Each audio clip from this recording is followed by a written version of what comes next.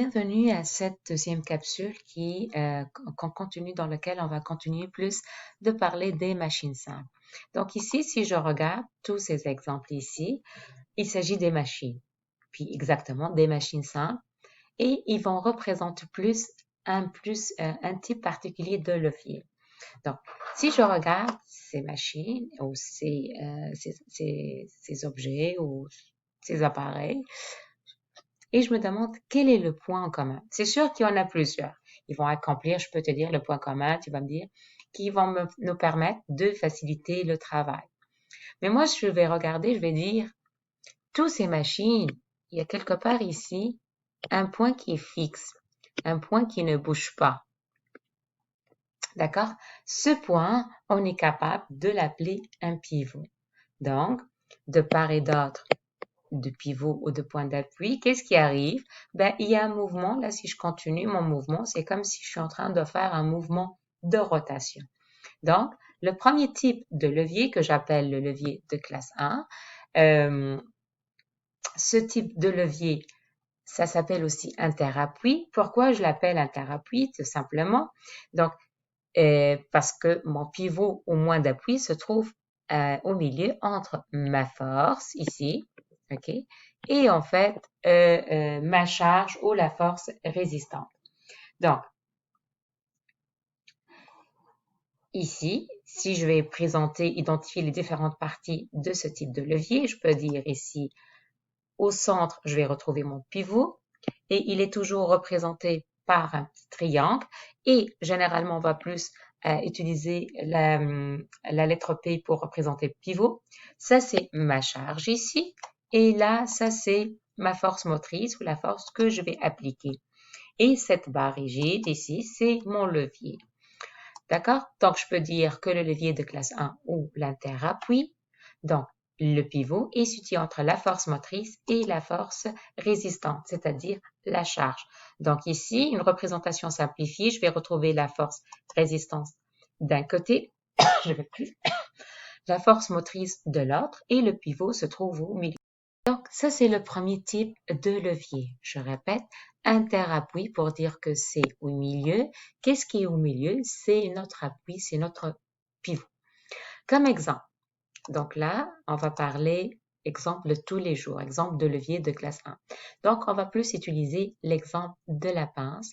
Donc, si je regarde la pince, je vais facilement identifier mon pivot ici. Donc là, si je vais appliquer la force O, ben, c'est une force que je vais appliquer ici sur les poignets ici. Donc, ça va être quel genre de force? Ça va être une force de compression. Donc, ça, c'est mon pivot. Ça, c'est ma force motrice. Il s'agit, si je te demande dans l'examen de la dessiner, c'est une force motrice de compression. Et là, ici, normalement, je vais couper avec la pince. Je vais appliquer, ça, c'est ma charge ici. Comme symbole, la force, elle va être toujours représentée par la lettre F dans les exercices, le pivot par la lettre P et la charge, ça va être toujours avec la lettre C. Qu'est-ce qui me permet de faire ce type de levier? Ce type de levier, il va me permettre d'assurer un travail soit qui va demander de la force, soit qui va demander de la précision. Peu importe, il va être capable. Est-ce qu'il permet de multiplier la force avec un chiffre très grand, c'est-à-dire d'augmenter l'intensité de la force? Pas vraiment. Est-ce qu'il augmente la précision non plus? Mais il est capable de répondre à tous les travaux qui vont demander ces deux-là. Ce type de levier, et là je vais aller plus loin, donc si je regarde les avantages d'utiliser ce type de levier, c'est que je peux changer la position de pivot. Il va rester toujours au milieu, mais dépendamment de sa position, ça va me donner un effet plus différent. Donc, si ma charge est plus près du pivot, là j'arrive pas à dessiner ici avec mon crayon, je ne sais pas pourquoi, mais qu'est-ce qu'il va faire? Donc, la force, elle va être multipliée. Donc, si j'ai besoin d'une force de 2, donc lorsque je rapproche le pivot de la charge, je vais augmenter l'intensité de ma force. Par contre, si j'éloigne la charge de mon pivot, qu'est-ce qui arrive? Donc, je vais diminuer la force, mais par contre, je vais augmenter la précision de la tâche que je vais faire. Est-ce que c'est clair? Je répète, le levier de classe 1 ou interappui, c'est un levier qui va me permettre d'assurer des travaux qui vont nécessiter soit de la force, soit de la précision. C'est quoi l'avantage? C'est qu'on peut changer la position du pivot. Dépendamment de la position du pivot, l'intensité ou l'effet de la force va être modifié. Si je rapproche la charge du pivot, je vais augmenter l'effort, je vais augmenter l'intensité de la force. Si je l'éloigne, ben là, je vais diminuer les forces, mais je vais augmenter la précision. Je vais regarder maintenant le deuxième levier. Le deuxième levier, je vais l'appeler plus le levier de classe 2 ou interrésistant. Donc, comme le nom l'indique, donc c'est le pivot, il va se trouver plus vraiment à l'extrémité de mon bâton rigide ici, et ma charge va se trouver plus au milieu, et la force motrice, ça va être à la fin. Par exemple, si je prends ce casse-noix, donc vous voyez ici, mon pivot, c'est vraiment la tête ici. La noix se trouve, c'est ma charge, elle se trouve au milieu, et je vais appliquer avec mes mains une force de compression ici. C'est la même chose pour ce décapsuleur aussi. Donc ici, vous voyez là, la capsule ou le bouchon de la bouteille, c'est vraiment ma charge. Là, la force avec mes mains, donc je suis en train d'appliquer une force ici. Et là, au bout, je vais retrouver mon pivot. Et ça encore là, c'est une représentation simplifiée de ce type de levier. Quel exemple on va voir? Donc ici, comme j'ai expliqué, ça c'est ma force motrice. La charge se trouve au milieu, puis ça c'est mon pivot. Les exemples de levier de type 2, je vais avoir comme ici, c'est une brouette. Donc, dans la brouette, qu'est-ce que je vais retrouver? Ici, au milieu, je vais retrouver ma charge. Ici, je vais retrouver un pivot. Et là, je vais appliquer ma force motrice. Et ma force motrice, ici, j'essaie de pousser. Donc, c'est comme si je suis en train d'allonger. Donc, ça va être plus une force de torsion ou de traction. Et là, ça va être ma charge. Est-ce qu'il y a d'autres exemples de leviers de classe 2? Il y en a beaucoup.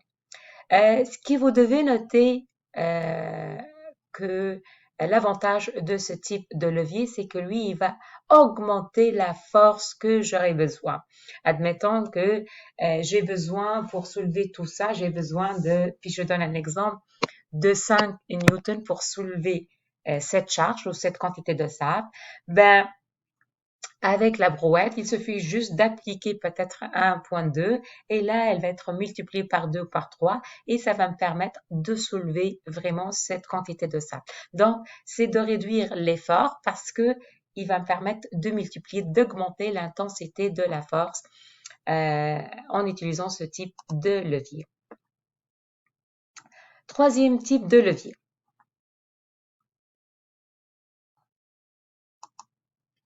Donc, c'est ce qu'on appelle un levier intermoteur. Intermoteur, donc c'est simple. Ici, encore là, inter, ce qui se trouve au milieu. C'est qui va se trouver au milieu? C'est ma force motrice.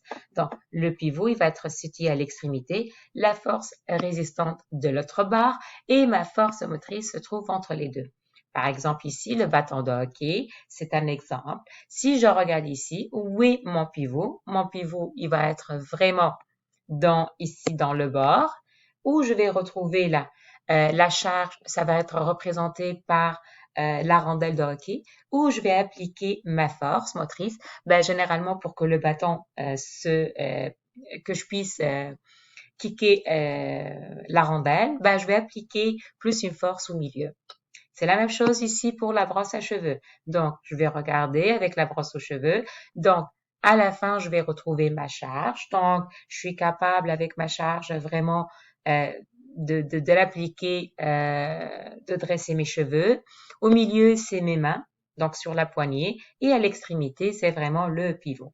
Donc, ce sont des exemples, encore là, de levier de classe 3.